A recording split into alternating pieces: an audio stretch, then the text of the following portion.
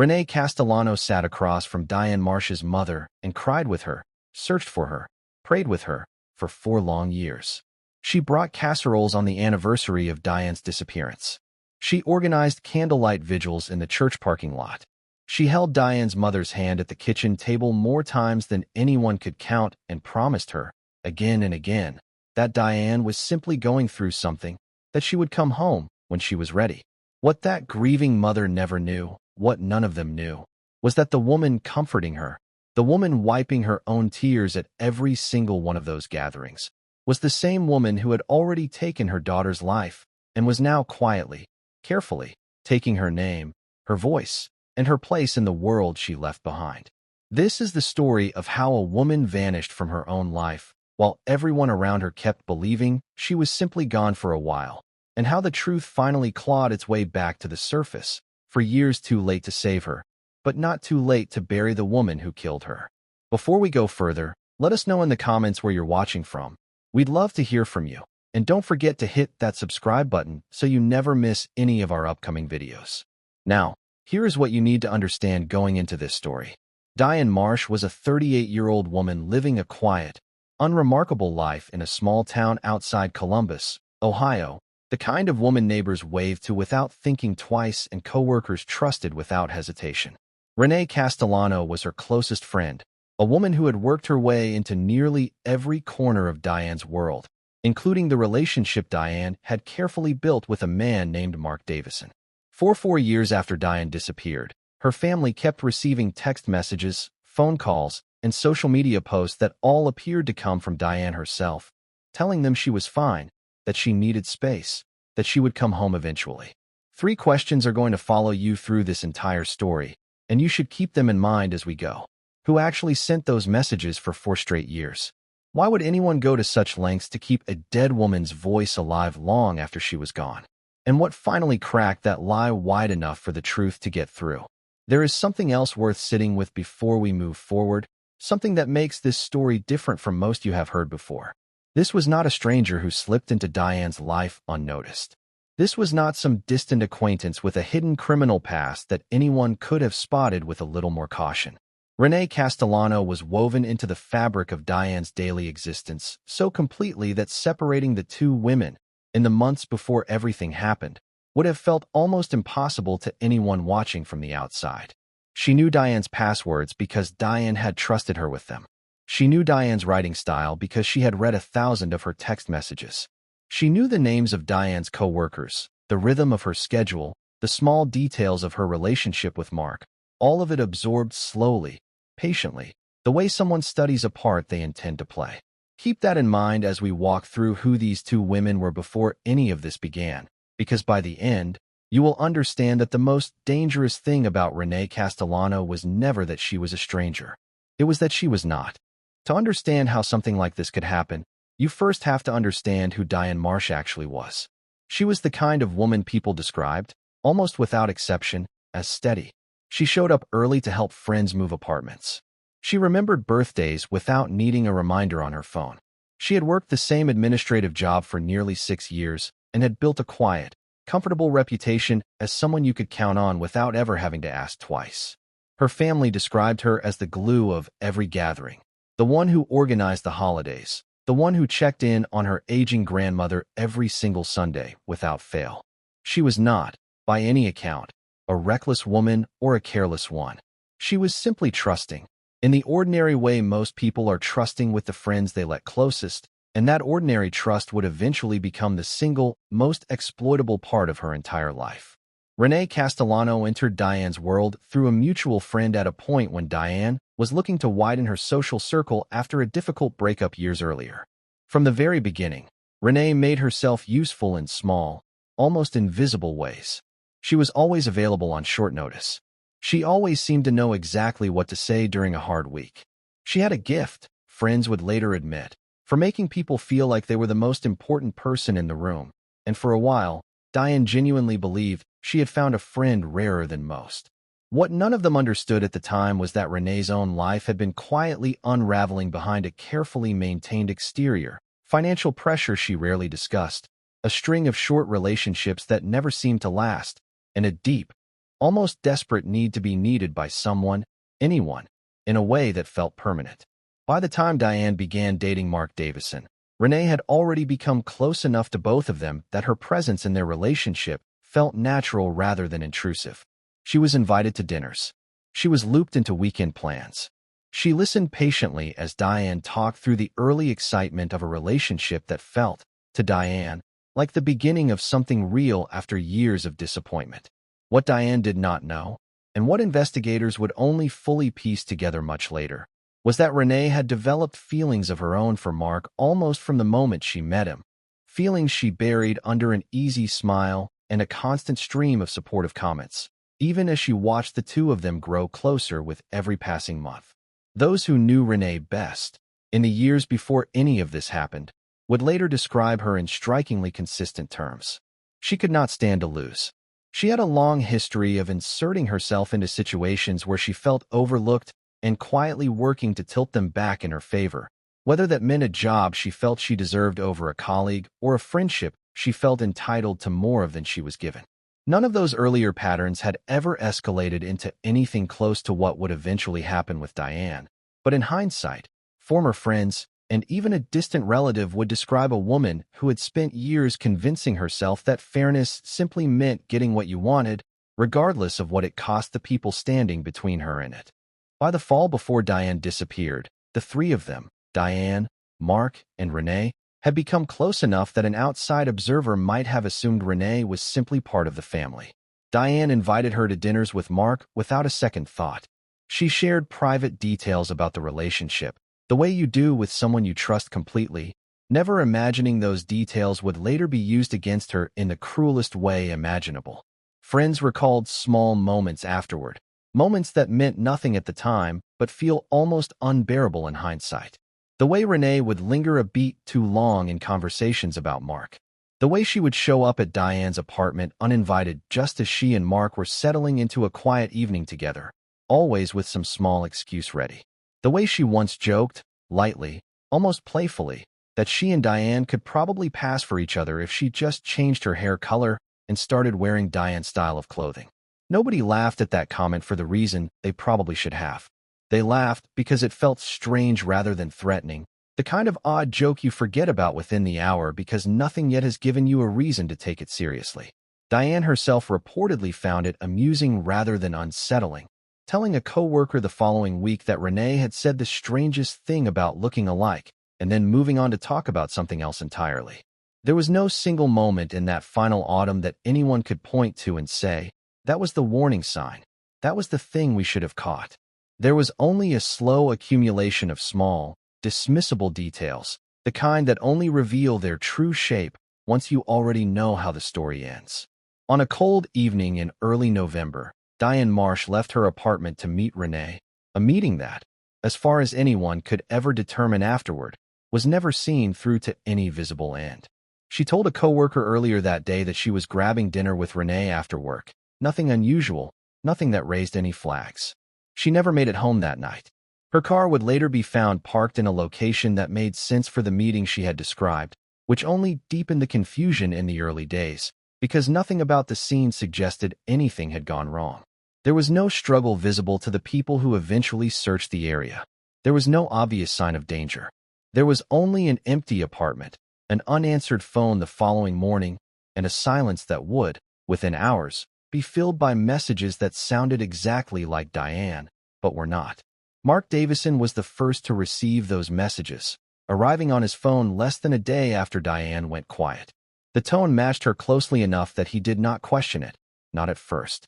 The messages told him she needed time alone, that everything had become overwhelming, that she had decided, somewhat suddenly, to get away for a while and clear her head.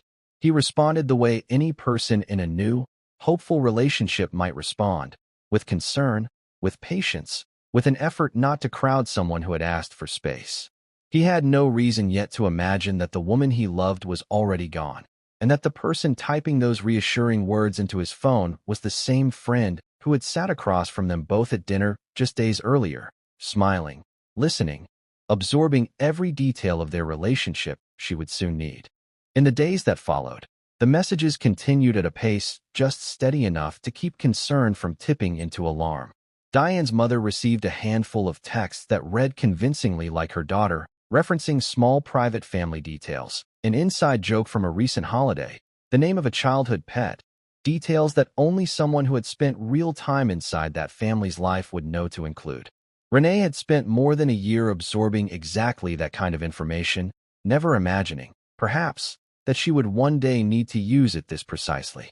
Each message bought a little more time, a little more patience from a family that had no immediate reason to suspect anything beyond an adult daughter going through a hard, private stretch of her life. When Diane failed to appear at a family birthday gathering several weeks later, the unease in her family finally began to outweigh their patience. Calls went unanswered. Voicemails went unreturned. But before that unease could fully take hold, a message arrived apologizing for missing the gathering, promising to make it up to everyone soon, blaming exhaustion and a need for distance that, while strange, did not feel entirely out of character for a woman they believed might simply be working through something private and difficult.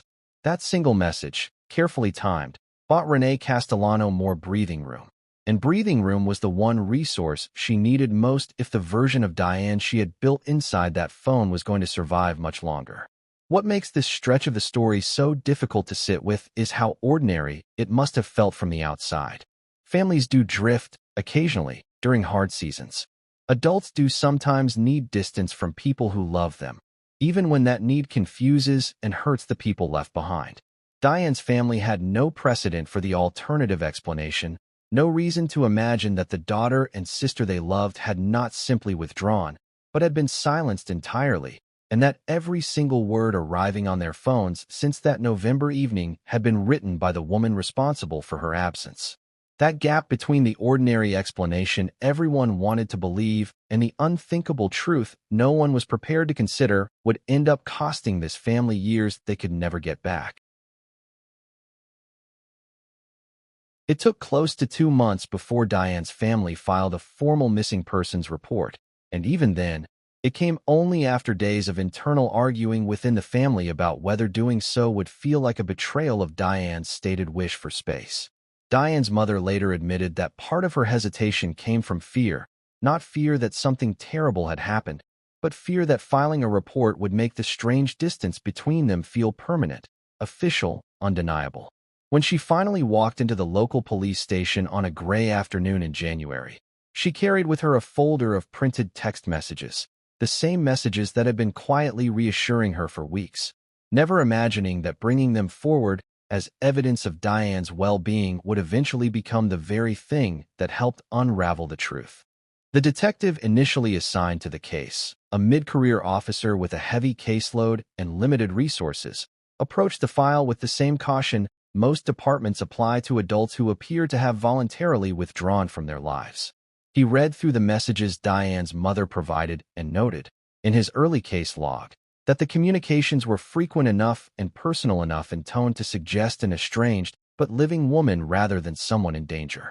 This was not negligence so much as a reasonable response to incomplete information, a response that would only later reveal how thoroughly Renee Castellano had engineered the appearance of normalcy. The case was opened, assigned a number, and placed into a queue alongside dozens of similar files involving adults who had simply chosen to disappear from difficult circumstances. In those early weeks, a handful of local news outlets ran short segments on Diane's disappearance, framing it cautiously as a wellness concern rather than a criminal matter. A community page was created where neighbors and distant acquaintances posted theories and well wishes, most of them gentle and hopeful, urging Diane to reach out whenever she felt ready. Renee Castellano, by every account from those who interacted with her during this period, positioned herself at the emotional center of that community response, replying to comments with updates that always seemed to arrive at exactly the moment public concern threatened to escalate into something more serious. She organized a small search effort along a stretch of walking trails near Diane's apartment, an effort that produced nothing, as it was always destined to, but that succeeded in publicly demonstrating the kind of devotion no one in that town would have thought to question. It was during this period that the first genuine red herring entered the investigation, and it came from an unexpected direction. a man Diane had dated briefly more than a year before her disappearance, a relationship that had ended without much drama on either side. Resurfaced in conversation when a coworker mentioned, almost in passing, that he had seemed unusually persistent in trying to reconnect with Diane in the months before she vanished. Detectives pulled his record, found a minor history of harassment complaints from an unrelated relationship years earlier, and for several weeks treated him as a serious person of interest. He was interviewed twice, his phone records were requested, and for a brief period, the entire shape of the case bent toward him, a far more conventional narrative than the one investigators would eventually uncover. He was, in the end, cleared entirely, his alibi for the night in question solid and independently verified, but the weeks spent pursuing him meant weeks during which Renee Castellano's role in the case went almost entirely unexamined. A second false lead emerged not long after, this one stranger than the first. An anonymous tip suggested Diane might have been seen boarding a bus out of state roughly a week after her disappearance, a sighting that, if true, would have aligned almost perfectly with the version of events Renee had been quietly constructing through her messages. Investigators spent several days pursuing surveillance footage from the regional bus terminal, footage that turned out to be inconclusive at best, showing a woman of similar build and hair color whose face was never clearly visible.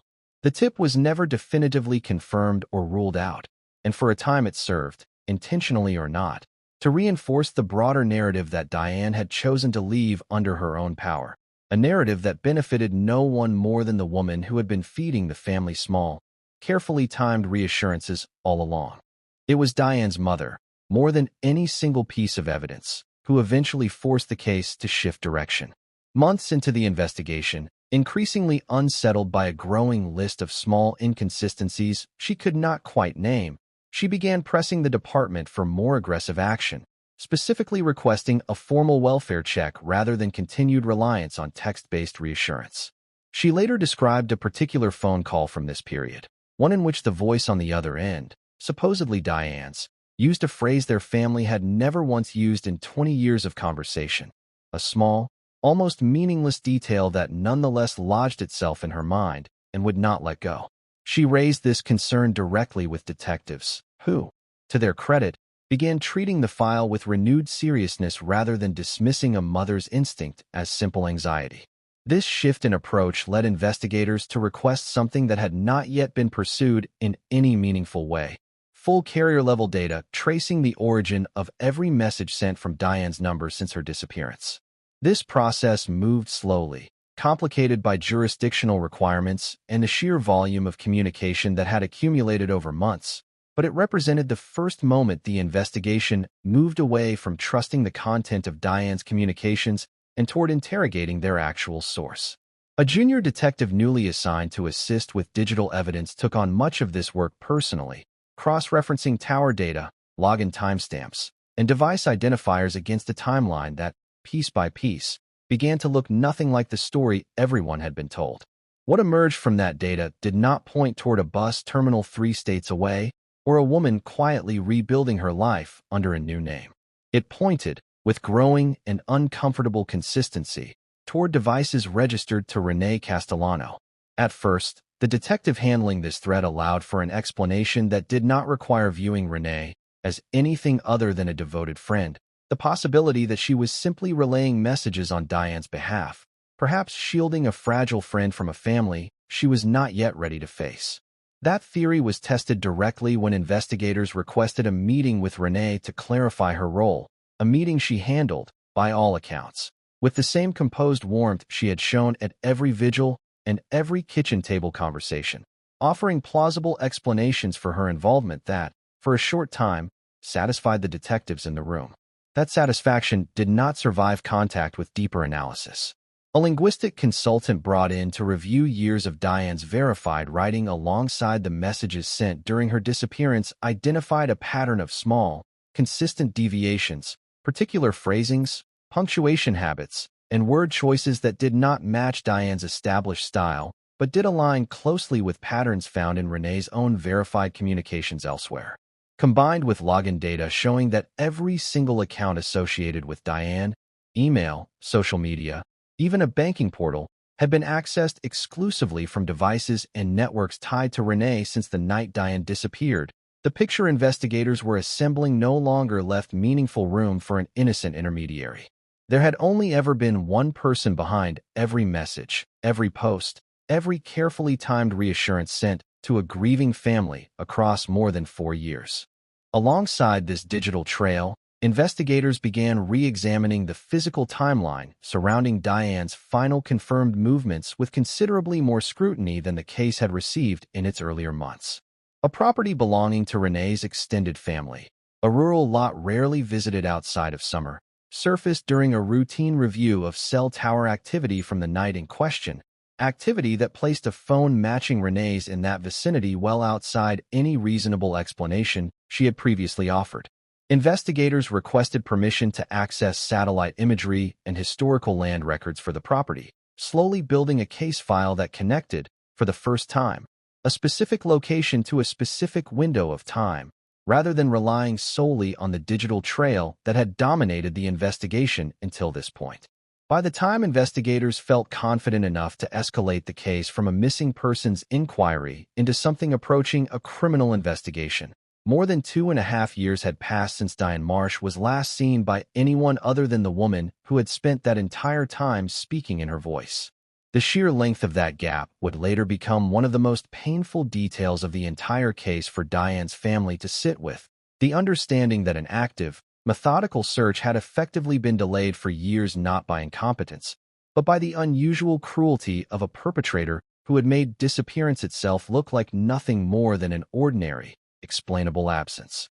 When investigators finally brought Renee Castellano in for formal questioning, the request itself was framed carefully, presented to her as a routine follow-up rather than the beginning of what would become the final unraveling of her 4-year fabrication. She arrived at the station in the early afternoon, composed, dressed neatly, carrying the same practiced warmth she had used at every vigil, every search effort, every tearful conversation across Diane's mother's kitchen table. For the first hour of questioning, she maintained the explanation she had offered before, that she had simply remained in contact with Diane on her behalf, that her friend was alive somewhere, working through personal struggles, unwilling to face her family directly, but comfortable confiding in the one person who had never pushed her too hard for answers.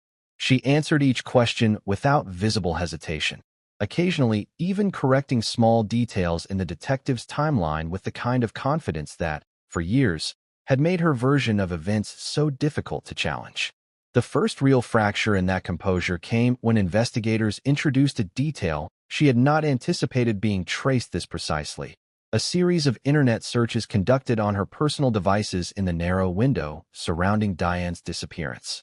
These searches, recovered through forensic analysis of her home computer, included terms related to decomposition timelines, cleanup methods for specific surfaces, and the legal definitions of concealment, searches that bore no plausible connection to the story of a friend simply relaying messages on behalf of someone choosing to step away from her life.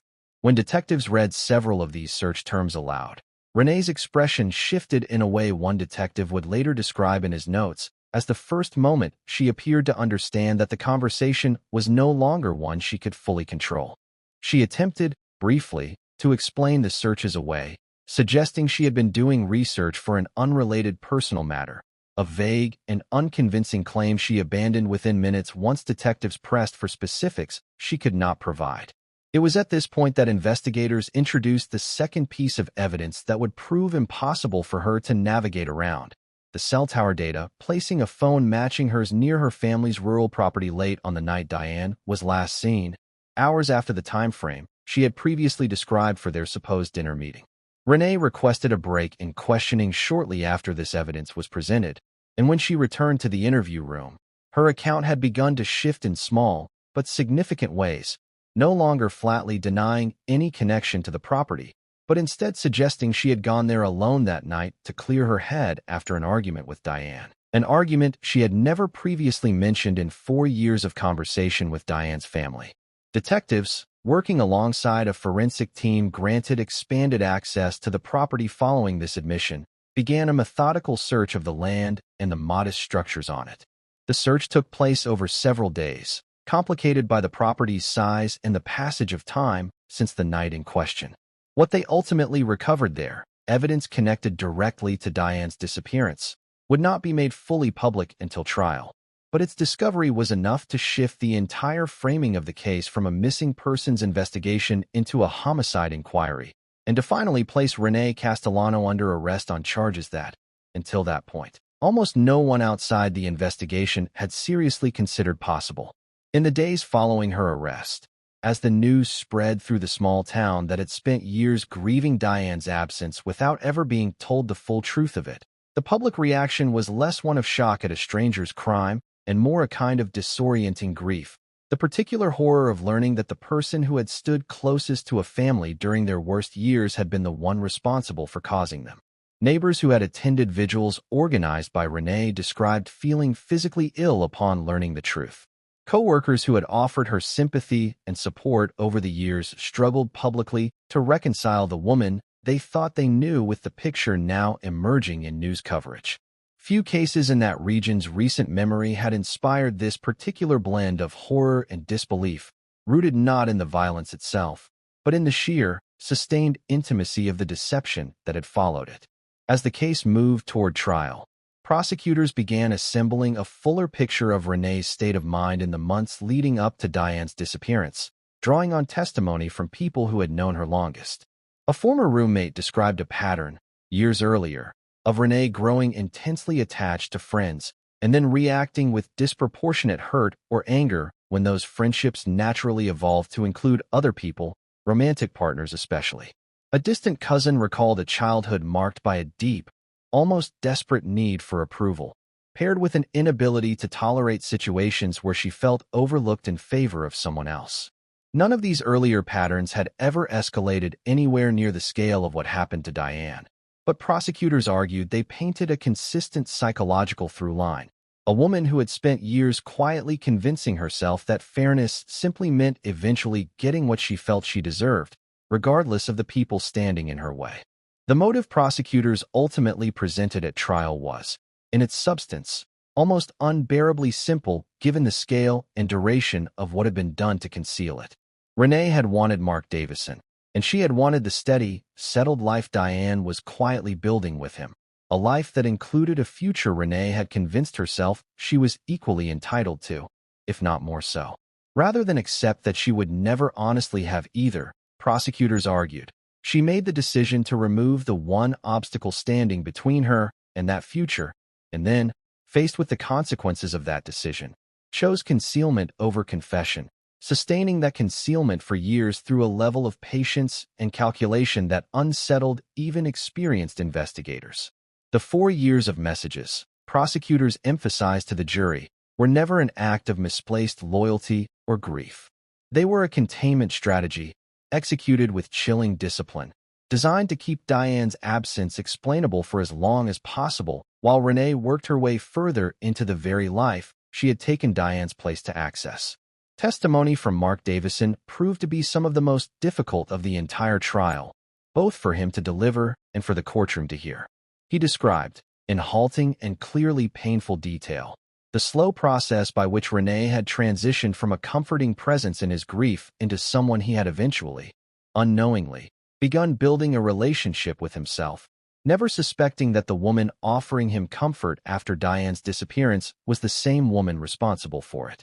He described conversations in which she had gently encouraged him to consider moving forward with his life, conversations he now understood, with a clarity that visibly pained him on the stand, as calculated steps in a much longer plan rather than the genuine support he had believed them to be at the time. The forensic evidence presented at trial, much of it the product of the digital and physical investigation conducted in the final stretch before Renee's arrest, formed the backbone of the prosecution's case, methodically closing off every alternative explanation the defense attempted to introduce. The defense's strategy leaned heavily on casting doubt over the earlier false leads the investigation had pursued, the brief suspicion cast on Diane's former boyfriend, the unconfirmed bus terminal sighting, suggesting these earlier missteps reflected a deeper uncertainty in the case than prosecutors were willing to admit. Prosecutors countered by walking the jury carefully through the digital trail, the linguistic analysis, the property evidence, and the searches conducted on Renee's own devices, evidence that, taken individually, might have allowed for reasonable doubt, but that, taken together, formed a chain leaving almost no room for any explanation other than the one the jury would ultimately accept. After several days of deliberation, the jury returned a verdict that, while widely anticipated by anyone who had followed the trial closely, still landed in the courtroom with the particular heaviness that comes from hearing 4 years of carefully maintained deception formally and publicly named for exactly what it was. Renee Castellano showed little visible reaction as the verdict was read, the same composed expression she had maintained through much of the trial, holding steady even in that final moment. A composure several observers in the courtroom would later describe as the most unsettling detail of the entire proceeding, a final glimpse of the same practiced calm that had fooled an entire grieving family for years. Sentencing took place several weeks after the verdict, in a courtroom filled once again with the same faces that had appeared throughout the trial: family members, former neighbors, a handful of reporters who had followed the case from its earliest, quieter days as a simple missing persons inquiry. Before the sentence was formally handed down, the judge allowed several members of Diane's family to address the court directly, a process that stretched well over an hour and left almost no one in the room unaffected. Diane's mother spoke first, her voice steady in a way that visibly surprised even those who knew her best, describing not the 4 years of Diane's physical absence, but the particular cruelty of having that absence actively managed and softened by the very person responsible for it. A betrayal she said she was still learning the full shape of, even now, even after the trial had supposedly answered every question. She told Renee directly that she had now grieved her daughter twice. Once on the night she vanished without anyone yet understanding what had happened, and a second time on the day she finally learned what those 4 years of reassurance had actually been built on top of. She described the vigils Renee had organized, the casseroles brought to her door, the long nights spent crying together over a kitchen table, all of it now recontextualized as performance rather than comfort. Every kind gesture revealed as part of the same sustained concealment that had kept her searching for a daughter who could never be found in the places she had been told to look. She said she did not know, even now, whether forgiveness was something she would ever be capable of offering, and that she had stopped expecting herself to reach it on anyone else's timeline but her own. Mark Davison chose not to speak at sentencing, a decision his family later explained was less about a lack of feeling and more about not yet having the language for everything Renee's actions had taken from him, not only Diane, but years of his own life spent unknowingly building something with the person responsible for her death. Friends close to him in the months following the trial described a man working through a particular, disorienting kind of grief, one complicated by the fact that some of what he remembered as comfort during his darkest period had, in hindsight, been calculated manipulation, leaving him uncertain which memories from those years he could trust, and which had been quietly shaped by someone working toward an outcome entirely her own. The judge, in handing down the sentence, addressed Renee directly, noting that the case before the court was unusual not for the violence at its center, but for what came after it, the sustained, methodical nature of a deception maintained for years against people who had trusted the perpetrator completely. The sentence handed down reflected both the original act and the extended pattern of concealment that followed it, a combination the judge described as demonstrating a level of premeditation and discipline rarely seen, even in cases involving far more elaborate criminal planning. Renee Castellano received a sentence that would keep her incarcerated for the remainder of her natural life, an outcome that, while it could not undo what had already happened, was met by Diane's family with a quiet, complicated relief rather than any sense of triumph. In the months following sentencing, several people close to the case spoke publicly, in limited and carefully chosen ways, about what the 4 years of deception had cost them personally.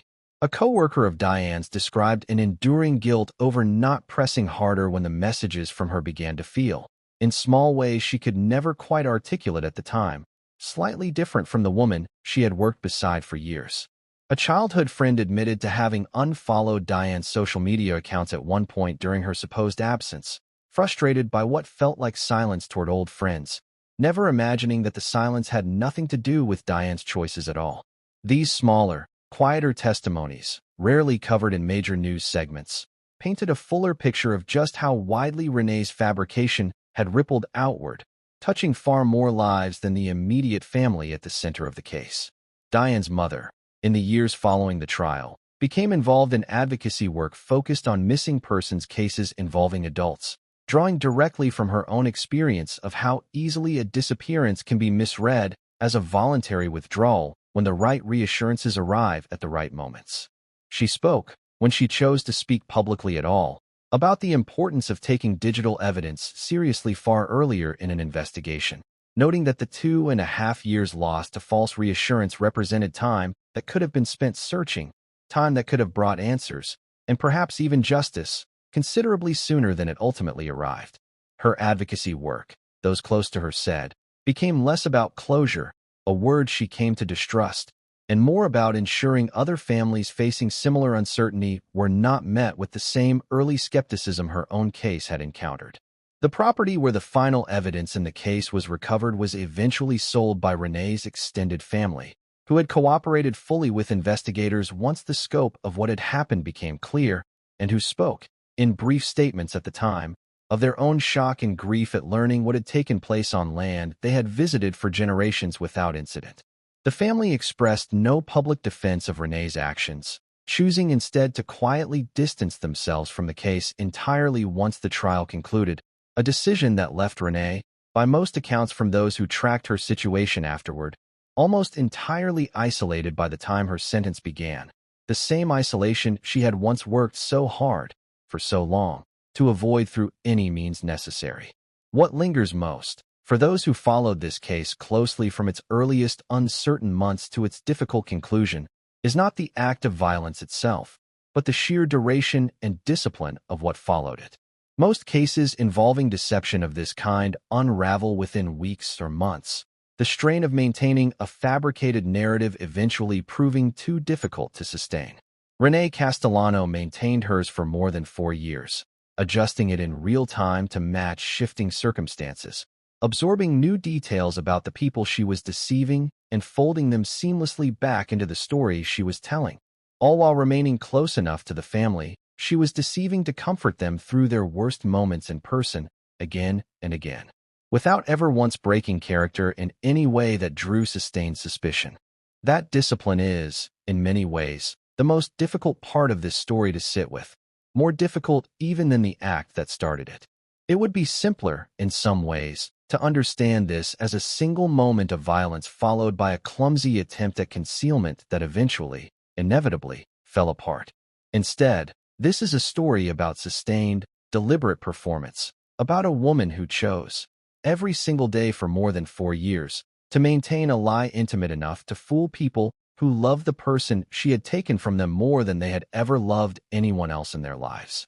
Diane Marsh trusted the person closest to her completely, the way most of us trust the people who show up at our table week after week, year after year, without ever demanding proof of that trust beyond simple, ordinary consistency.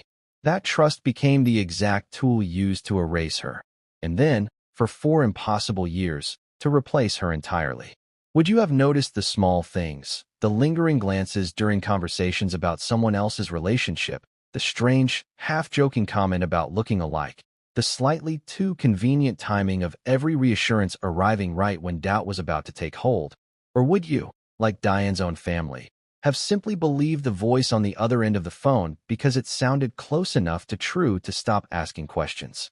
4 years passed before anyone in that family learned the answer to that question for themselves. For years during which an entire community searched, prayed, and waited for a woman who could never come home, guided the whole time by reassurances written in her name by the one person who knew, better than anyone else alive, exactly how to sound like her.